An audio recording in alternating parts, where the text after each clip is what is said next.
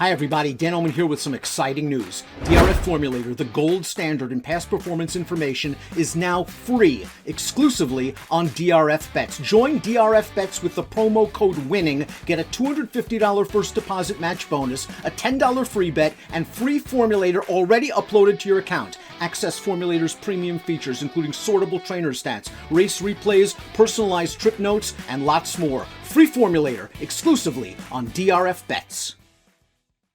Hi everyone, David Aragona here with a look at the feature race at Aqueduct on Saturday. It is race 8 on that Saturday card, the correction stakes going 6 furlongs for the fillies and mares on the main dirt track. And we've got a field of 6 signed on for this race, including some shippers that'll be coming in from out of town. Chief among those is the number 3 Club Car, who's shipping in from Kentucky, and I would imagine that she's going to be the favorite in this race. I pegged her at 6-5 on the morning line. She's faced some pretty good female sprinters in the past year and might not be catching a horse of the caliber of the rivals that she's faced recently in this correction on Saturday. The local hope in this race has got the number 6 Kept Waiting, who I have as the second choice at 9-5 on the morning line. She's coming off a local victory in the Broadway Stakes against New York breds, stepping up in class to face Open Company here. But it's a race with a pretty short field and not a ton of pace signed on, so I do want to check out the Timeform US pace projector before we move into the main contenders, and you see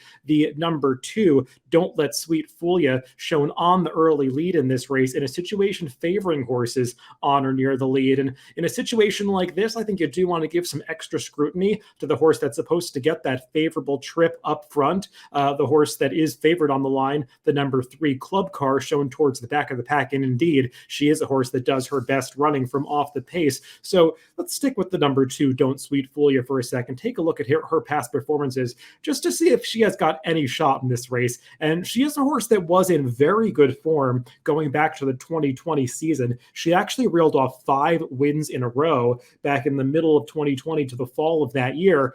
Unfortunately, she's won 6 starts in her career. 5 of those came during that 2020 season. She just has 1 victory in her last 7 races, and that win did come 3 starts back when she won at Laurel Park at odds of 1-5. So beat a pretty weak field that day. Since then, she's been off the board twice in a row.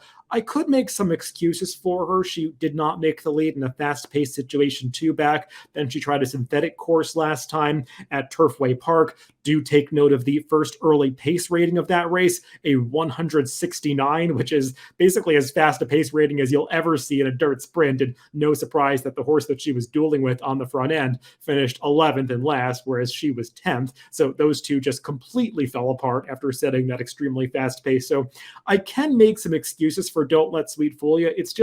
It's been a while since she's put forth a top effort, and I think she's catching a field that's just a little bit too tough for her as she tries this correction, though I do want to be wary of a horse that's going to have the kind of pace advantage that she is likely to enjoy in this correction. Let's take a look at the horse that I think is going to be favored in this race, the number 3 Club Car, and check out the replay of her last race when she won, or her race 2 starts back, I should say, when she was second in the Thoroughbred Club of America Stakes at Keeneland. This day, she was beaten by a very talented horse named Bell's the One. Bell's the One kind of got the jump on her, whereas Club Car was in behind horses coming to the top of the stretch, had to angle out at about the 8th pole, and took a really good run at Bell's the One in the late stages, just fell a little bit short of passing her as they came onto the wire, losing the race by a neck. But getting within a neck of Bell's the One is a pretty nice accomplishment, and you can see that Club Car actually basically repeated that feat in her next race when she tried the Dream Supreme at Churchill Downs, used different tactics that day as she again came from off the pace, but this time got the jump on Bell's the One, took the lead at the 8th pole, then was run down of late stage, as you can see of her past performances. Bell's the One beat her by a length last time. Those 112 and 111 Timeform US speed figures that Club Car has earned recently, it's not like they give her a gigantic advantage in this race, but the fact that she earned them against rivals, the likes of Bell's the One, as well as horses like Frank's Roquette and the Stilo Talentoso, who were 3rd in each of her last 2 races, just feels like she's coming out of tougher spots than the one that she's going to face in this correction stake. So I do believe that she is very much the horse to beat. We'll just have to see how the pace shakes out for a horse that will be trying to close from the back of the pack. And furthermore, we'll have to see if her trainer, Ben Colebrook, is able to get her to deliver a top effort off the layoff at Naira. And I do want to throw up this DRF formulator fact for Ben Colebrook, just something to be aware of with a horse that I do think will be a short price in this race.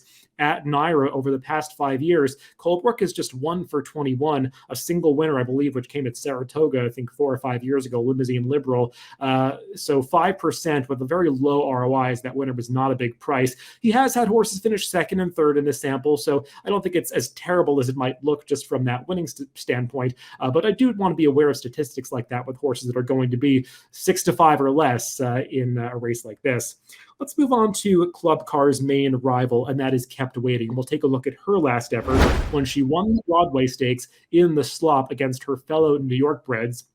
That is her coming into the stretch, one path off the rail in those white blinkers, running by the leader, Sadie Lady, who set a pretty quick pace and kind of set up the late run of Kept Waiting, and she's going to pull away from the two other horses who took most of the money in this race, those being Time Limit and Breakfast at Bonnie's, who finished second and third, and Kept Waiting kind of wins pretty easily here. She's geared down, coming to the wire, just better than this field that she faced in the Broadway last time. Also seemed like she really did relish that sloppy going that she encountered back in February. Could get a similar track on Saturday, this upcoming Saturday, as there is plenty of rain predicted in the New York area for that card. So she might get the right kind of surface. We'll just see if she's able to step up in class, because I believe a horse like Club Car, which she's facing in this correction, is just a little bit tougher than those New York breds that she met last time, like Time Limit and Breakfast at Bonnie's. And as I said, there was that very fast pace, all red color-coded fractions in the Broadway that I do think set up Kept Waiting's favorable trip and allowed her to achieve the 110 time formula speed figure that she earned last time.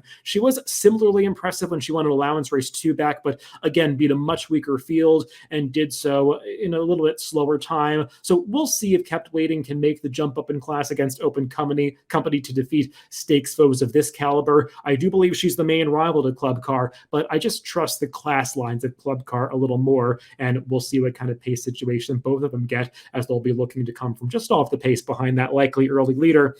One more horse that I do want to mention before we wrap up is Easy to Bless, who's breaking from the rail in this correction. And let's take a look at her race 2 back when she won by 7 points over a sloppy track, which she could face again on Saturday. This race was from February 4th, and you can see just beating 3 rivals, she comes into the stretch going pretty wide off the far turn and proceeds down the lane in about the 4 or 5 path the entire way.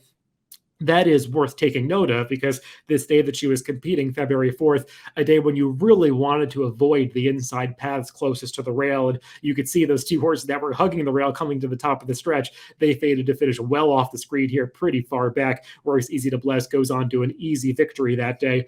That said, Easy to Bless has run well on wet tracks before, and it seems like she really moved up on that kind of surface 2 back. That 108 time formula speed figure that she got for that effort certainly puts her in the mix in this race. She was not able to come back and duplicate it last time over a fast track and slightly tougher company when she met horses like Hey Mama Luke and It's Cold Into Hair at Aqueduct. I should note, though, the winner of that last race, Hey Mama Luke, came back and won a stakes at Parks earlier this week with a similar speed figure. So she was beaten by a good horse last time, just wasn't able to duplicate her career best effort from 2 starts ago. So if Easy to Bless can rebound, getting back on a wet track on Saturday, I think she's a horse that might be able to pick up some pieces in this race, but I'm not really viewing her as one that I want to take a shot against Club Car with. And let's throw out my picks for this race. And as I was kind of alluding to, I'm not picking against Club Car in the correction. I put her on top. I pegged her at 6 to 5 on the morning line. Frankly, I think that's a fair price on her. Just looks like she's a little bit better, classier than the runners in this race. And I believe if she comes back off the layoff ready to fire a good effort, she'll just be a little bit too tough for these to handle.